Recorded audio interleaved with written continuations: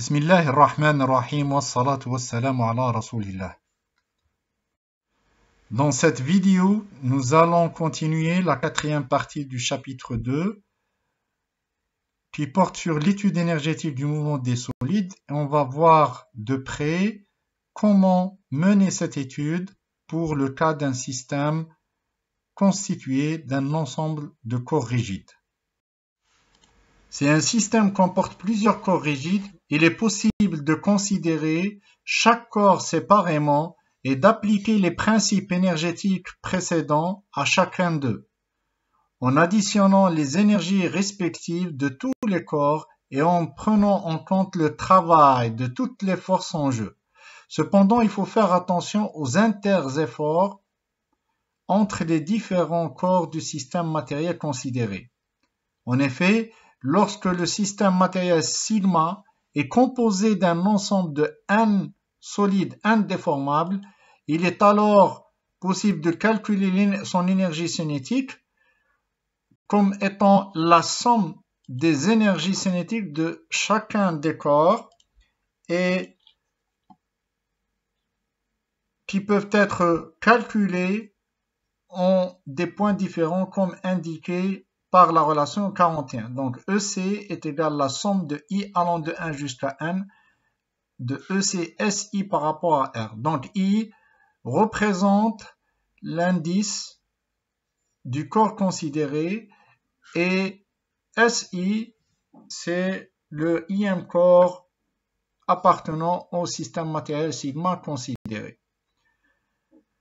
D'ailleurs, dans un système matériel sigma a un seul degré de liberté, cela veut dire que la cinématique des différents éléments constituant ce système sont liés et peuvent être définis ou caractérisés par un seul paramètre. Il est possible de définir la notion d'énergie ou de masse équivalente à partir de l'énergie cinétique du système global. Donc, si par exemple, on peut définir la cinématique du système global par rapport à un paramètre de translation noté ici x point, alors l'énergie cinétique s'écrira 1 demi m équivalent x point au carré. Et là, m équivalent désigne la masse équivalente du système sigma considéré.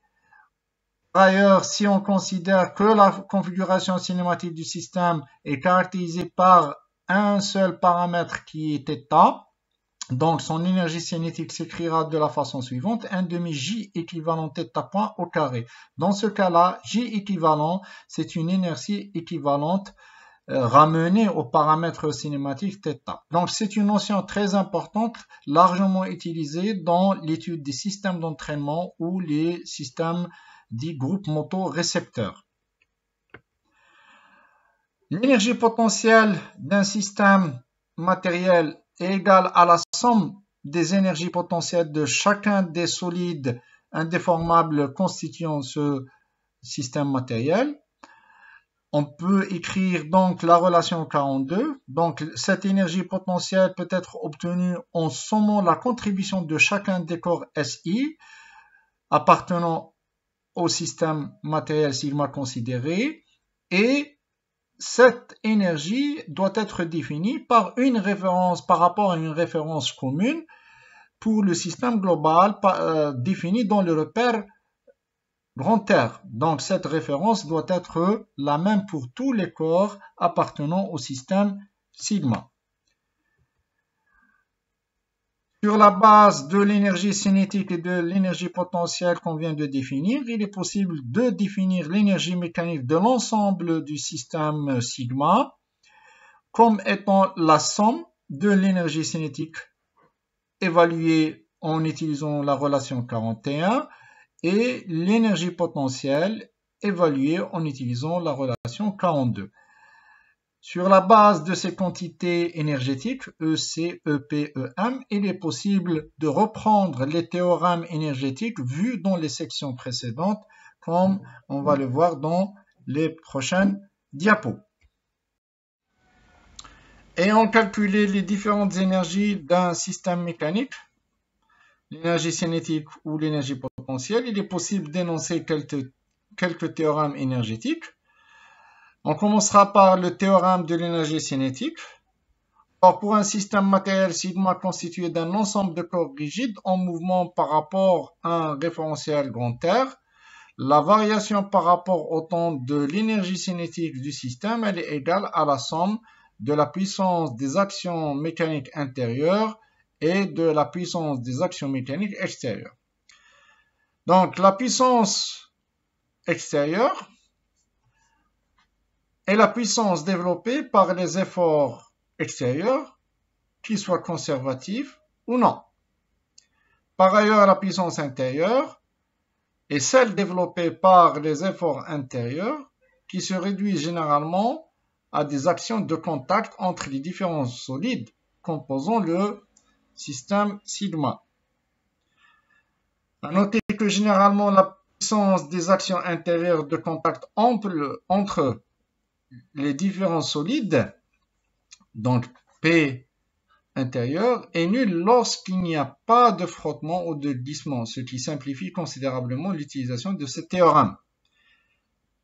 En outre, l'utilisation de ce théorème est particulièrement intéressante pour le cas où l'on s'intéresse au transfert de puissance au sein d'une machine, où l'on peut négliger l'influence des frottements secs, par exemple. En effet, elle met en œuvre une seule équation scalaire intéressante à double titre. D'abord, elle fait intervenir les grandeurs cinématiques et les actions mécaniques qui décrivent le transfert de puissance, et de l'autre côté, elle évite les inconnues d'actions mécaniques transmissibles par les liaisons. Par ailleurs, le théorème de l'énergie cinétique peut être écrit sous une forme intégrée entre les instants T1 et T2. Donc, on va écrire delta EC, donc c'est la variation de l'énergie cinétique du système, sigma par rapport au référentiel galiléen grand R, entre les instants T1 et T2. Elle est égale à la somme des travaux extérieurs et intérieurs effectués par les différentes actions entre les instants T1 et T2. En fait, la relation 45 s'obtient, donc à partir de la relation 44, on multiplie les deux membres par dt et on intègre entre les instants T1 et T2. Notre théorème qui peut être énoncé sur la base des énergies déjà calculées est le théorème de l'énergie mécanique, TEM. Si l'on distingue dans la somme des forces, donc les forces qui dérivent d'une énergie potentielle des autres, donc on va distinguer les forces conservatives.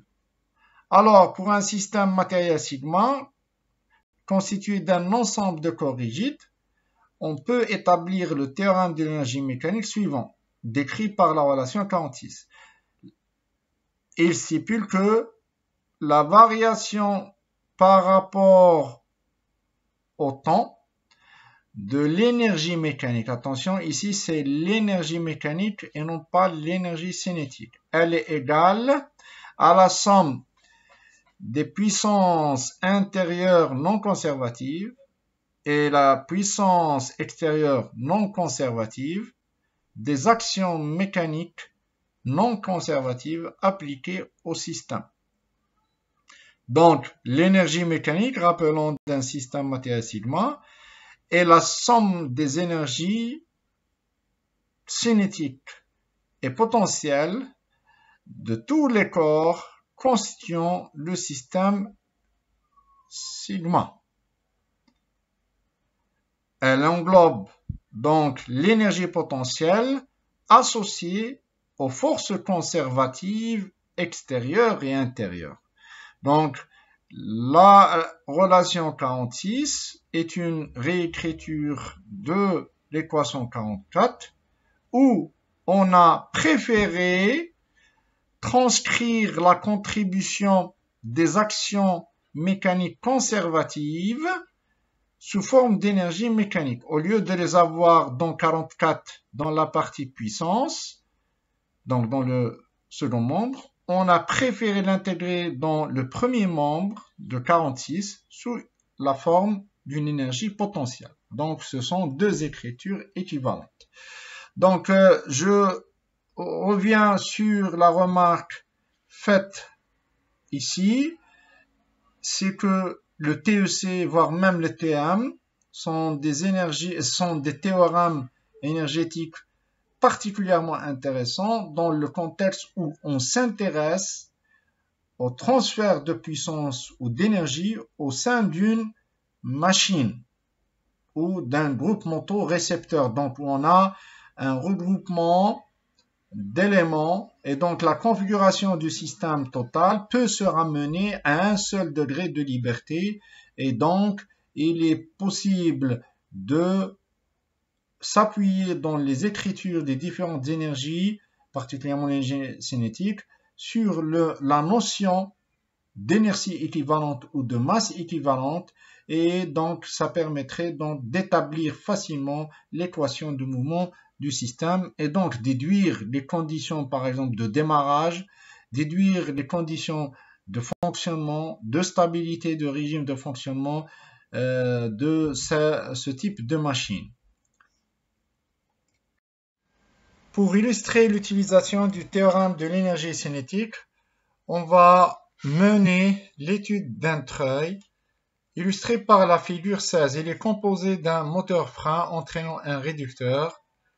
Le réducteur entraîne un treuil pour soulever ou faire descendre des charges de masse M à des vitesses bien déterminées. On est particulièrement intéressé par l'étude de la phase de freinage pendant laquelle on veut que la charge initialement animée d'une vitesse initiale de 0,2 mètres par seconde soit stoppée au bout de 0,1 seconde.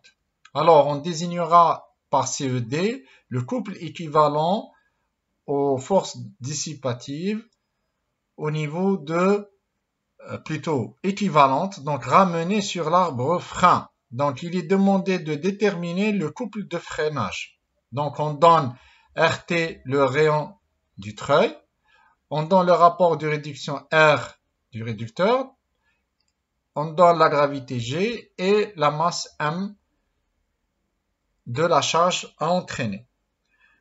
D'abord, on va mener une étude cinématique pour établir la relation entre les paramètres cinématiques de la charge M, qui sont les paramètres de sortie du système, et les paramètres d'entrée, notamment la vitesse de rotation de l'arbre moteur. Donc pour cela, on se basera sur la caractéristique du réducteur. Donc le rapport de réduction R est égal à la vitesse de sortie oméga treuil sur oméga F. Ça, c'est la première relation. Deuxième relation, on sait très bien que la vitesse de translation de la masse ici, elle est égale à la vitesse de rotation du treuil oméga T fois le rayon RT. Donc la vitesse tangentielle est égale à la vitesse de rotation fois le rayon du treuil.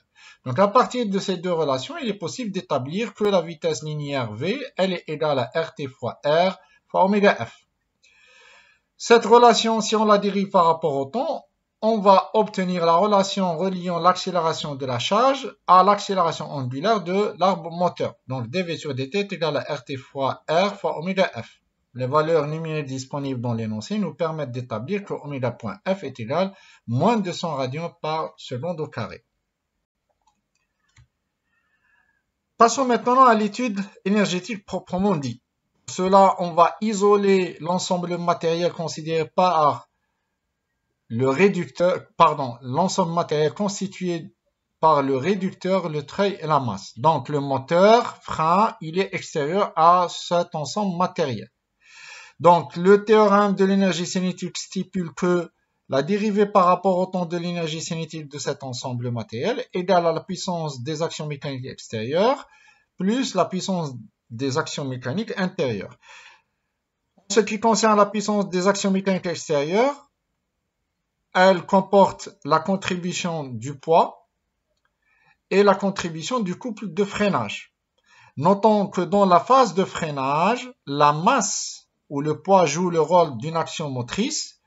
Par contre, le moteur frein va jouer le rôle d'une action résistive. Donc, lors du calcul de la puissance extérieure, on va écrire mgv, donc puissance positive, moins cf couple moteur frein fois oméga f, donc on a ici une contribution négative. Ainsi, on a défini la puissance des actions extérieures. En ce qui concerne les puissances intérieures, à partir de l'énoncé, on a CED, c'est un couple équivalent des forces dissipatives au niveau de l'arbre moteur. Donc, elles sont appliquées sur un arbre qui tourne à la vitesse oméga f. Donc, on peut écrire que la puissance intérieure est égale à moins, pour dire que c'est une puissance dissipée, CED fois oméga f. Donc, ainsi, on a défini la puissance extérieure et la puissance intérieure. Qu'est-ce qu'il nous reste à définir? Il nous reste à définir l'énergie cinétique. Alors, l'énergie cinétique, elle est due essentiellement à la masse entraînée, parce que on va négliger la contribution inertielle du réducteur, du treil et du moteur par rapport à celle de la charge. On a 2 tonnes, donc 2000 kg à entraîner. Donc, la contribution essentielle est celle de la charge. Donc, on écrira EC est égal à 1 demi mv au carré. Mais vu qu'on a établi que la vitesse V est égale à RT fois R fois oméga, on peut la remplacer ici, ce qui va nous donner 1 demi mRT au carré fois R au carré oméga F. On peut introduire ici la notion de l'inertie équivalente ramenée à l'arbre moteur, donc GCE, donc c'est l'inertie équivalente ramenée à l'arbre moteur. Elle est égale donc à mRT au carré fois R au carré. Donc c'est une quantité qu'on a introduite ici à titre simplificatif de l'écriture et qui dénote l'inertie due à la masse entraînée ramenée à l'arbre moteur. Donc, ainsi on a défini EC. Tous les éléments qui rentrent dans l'établissement du TEC sont définis. On peut remplacer. Donc, on va avoir DEC sur DT va être égal à l'inertie équivalente GCE fois oméga F, oméga point F. Donc, cette quantité d'où vient? Elle vient de la dérivation de cette quantité par rapport au temps. Et puis, on a remplacé dans le second membre par les expressions de la puissance extérieure, la puissance intérieure. Ainsi, on peut identifier facilement, regardez, la question posée, c'est d'établir le couple de freinage, le CF. Donc, on l'a ici. Donc, on le transporte au premier membre et puis on ramène l'inertie multipliée par l'accélération et la vitesse au second membre. On va avoir le couple frein, il est égal à mgRT fois R moins JCE oméga point F moins CED. Donc, ceci représente l'expression du couple frein appliqué au dispositif pendant la phase de décélération. On arrive au terme de ce chapitre dans lequel nous avons introduit les notions d'énergie, travail et de puissance pour les systèmes matériels, poids matériel, corps rigide ou système de corps rigide. L'accent a été mis sur les lois et théorèmes qui permettent d'un côté de calculer les expressions des différentes grandeurs énergétiques, notamment les énergies potentielles, cinétiques et mécaniques, ainsi que les travaux des différentes forces conservatives et non conservatives appliquées à ces systèmes. De l'autre côté, ces théorèmes permettent généralement d'établir les relations reliant les grandeurs cinématiques, inertielles et actions mécaniques appliquées sous forme d'une équation différentielle du premier ordre. La maîtrise de ces notions est nécessaire pour pouvoir appliquer ces théorèmes dans le contexte de la mécanique analytique et aborder les développements sous-jacents aux différentes formalismes de modélisation des mouvements des systèmes matériels mécaniques. En effet, les expressions des différents théorèmes qu'on a vus dans ce chapitre est une présentation préliminaire des résultats de théorèmes issus de la mécanique de Lagrange ou de l'application du principe des travaux virtuels ou de puissance virtuelle qu'on va développer ultérieurement dans ce cours-là sur la base d'une analyse beaucoup plus approfondie que celle que nous avons vue dans ce chapitre. Donc rendez-vous dans les présentations suivantes.